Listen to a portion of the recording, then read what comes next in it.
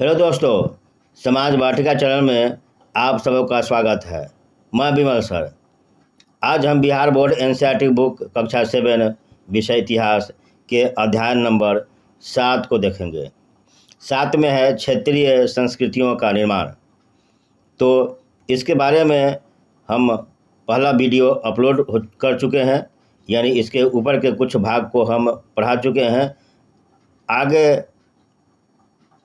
आज हम आगे यानी पहले वीडियो से आगे के जो अनुच्छेद है उसको देखेंगे, आगे के भाग देखेंगे। तो चलिए देखते हैं आगे से, यानी पहला वीडियो जहाँ से समाप्त किए थे उसके आगे से।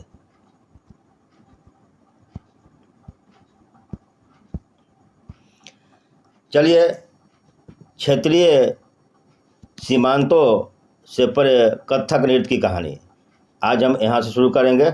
चलिए हम शुरू करते हैं क्षेत्रीय सीमांतों से परे कथक नृत्य की कहानी। यदि शूरवीरता की परंपराएं भिन्न भिन्न क्षेत्रों में भिन्न भिन्न रूपों में मिल सकती है, तो नृत्य के विषय में यह भी सच है। आइए नृत्य के एक रूप कथक के इतिहास को देखें। यह नृत्य शैली उत्तर भारत के अनेक भागों से जुड़ी है। कथक शब्द कथा शब्द से निकला है, जिसका प्रयोग संस्कृत तथा अन्य भाषाओं में कहानी के लिए किया जाता है।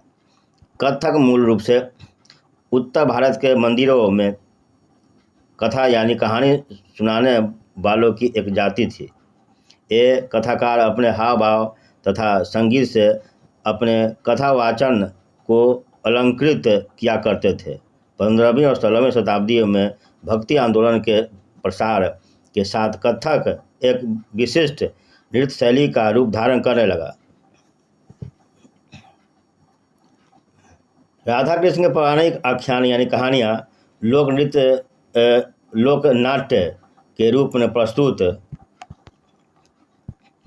किए जाते थे, जिन्हें रास लीला कहा जाता था। रासलीला में लोक नृत्य के साथ साथ कथक कथाकार के मूल हाव भाव भी जुड़े होते थे।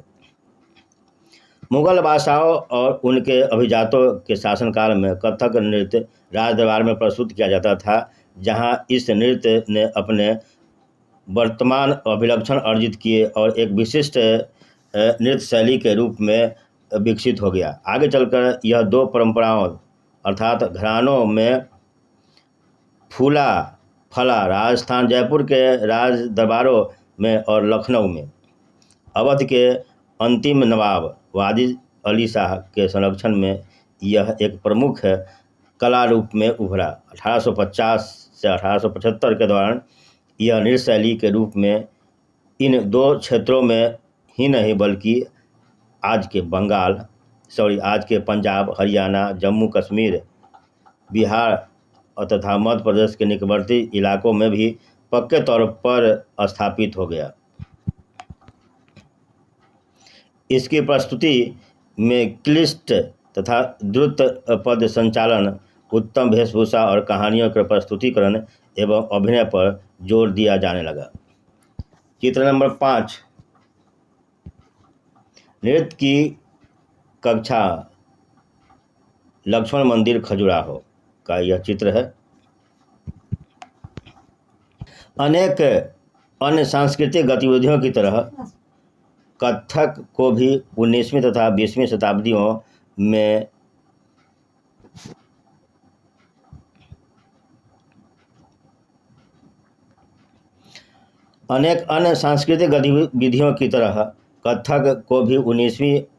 तथा 20वीं शताब्दियों में अधिकांश ब्रिटिश प्रशासकों ने नापसंद किया। फिर भी यह जीवित बचा रहा और गणिकाओं द्वारा पेश किया जाता रहा। स्वतंत्रता प्राप्ति के बाद तो देश में इसे 6 शास्त्रीय नृत्य के रूप में मान्यता मिल गई।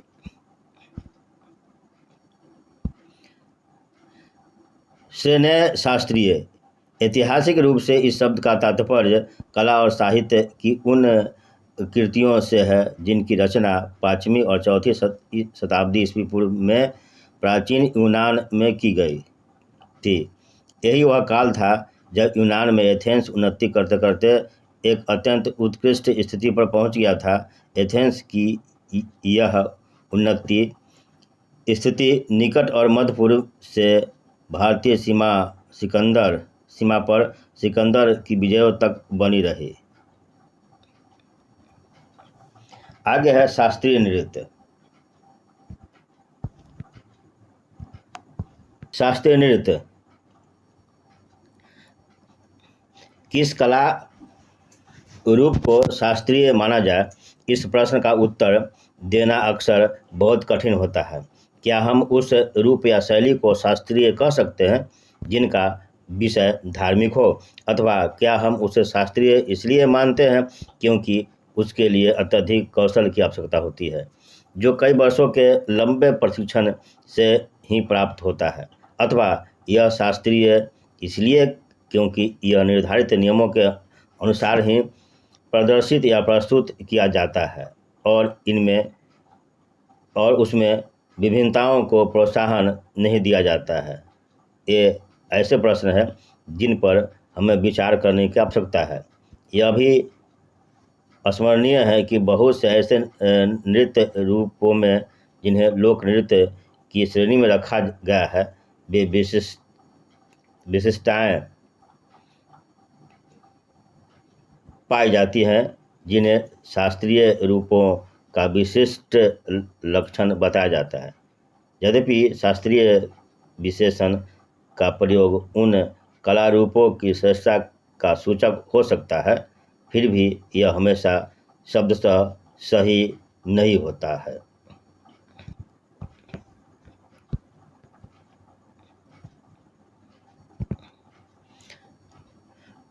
अन्य नृत्य रूप जिन्हें हम इस समय शास्त्रीय माना जाता है निम्नलिखित है। जो नृत्य रूप शास्त्रीय माना जाता है, पहला भरतनाट्यम तमिलनाडु में प्रचलित है, दूसरा कथकली केरल में, ओडिसी उड़ीसा में, कुचिपुड़ी आंध्र प्रदेश में, मणिपुरी मणिपुर में। यह चित्र दिया हुआ है कथक नृत्यांगनाएं, एक दरबारी चित्र बनाया हुआ है।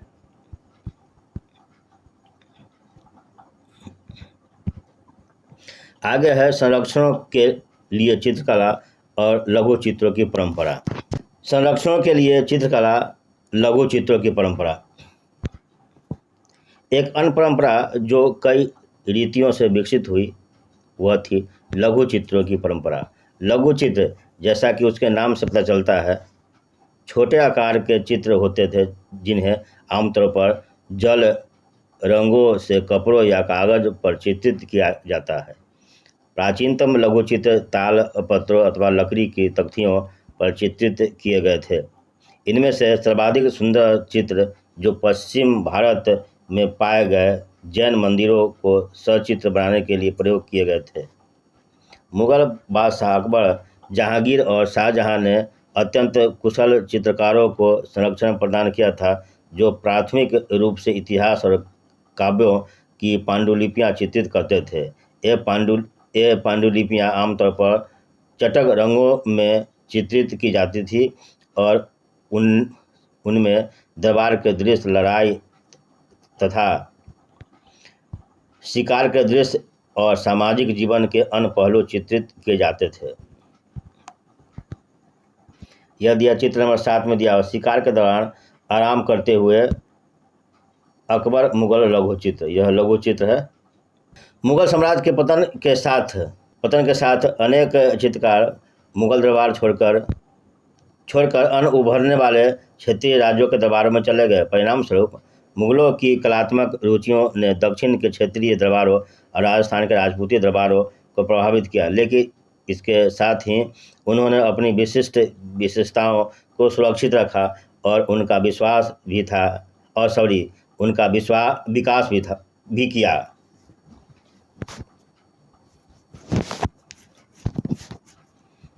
लेकिन इसके साथ ही उन्होंने अपनी विशिष्टताओं को सुरक्षित रखा और उनका विकास भी किया। मुगल उदाहरणों का अनुसरण करते हुए शासकों तथा उनके दरबारों के दृश्य चित्रित किए जाने लगे। इनके साथ साथ मेवाड़, जोधपुर, बूंदी, कोटा और किशनगढ़ जैसे केंद्रों में पौराणिक कथाओं तथा काव्यों के विषयों का चित्रण बराबर जारी रहा। होली खेलते हुए महाराणा राम सेकंड राजपूत लघुचित्र, यह लघुचित्र है जिसमें महाराणा राम सिंह सेकंड होली खेल रहे हैं।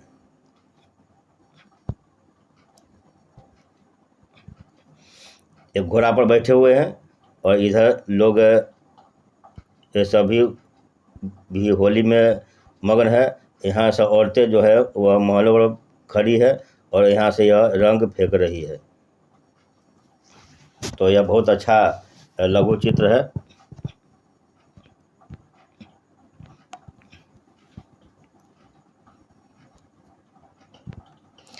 ऐसा ही एक अन्य क्षेत्र था आधुनिक हिमाचल प्रदेश के इर्द गिर्द हिमालय की तलहटी का इलाका।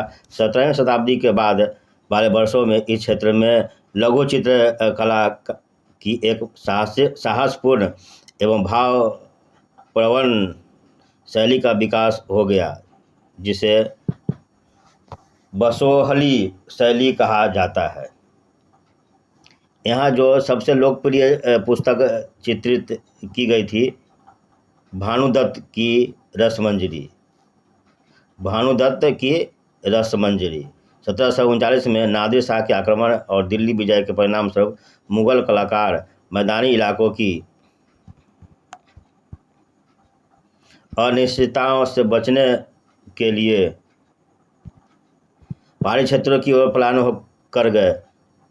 उन्हें वहां जाते ही आश्रयदाता तैयार मिले, जिसके फलस्वरूप चित्रकारी की कांगड़ा शैली विकसित हुई।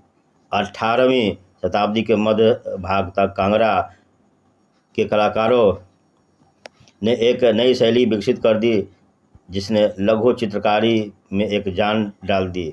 उनकी प्रेरणा का स्रोत वहाँ की वैष्णव परंपराएं थी।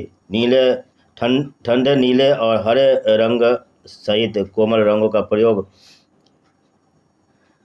और विषयों का काव्यात्मक निरूपण कांगड़ा शैली की विशेषता थी। स्मरण रहे कि साधारण स्त्री पुरुष भी बर्तन, कपड़ों, फर्श, दीवार आदि पर अपनी कलाकृतियाँ चित्रित करते थे। कला के इन नमूनों में से कुछ ही बच पाते थे। इसके विपरीत लघु चित्र राजमहलों में सावधानीपूर्वक रखे जाते थे।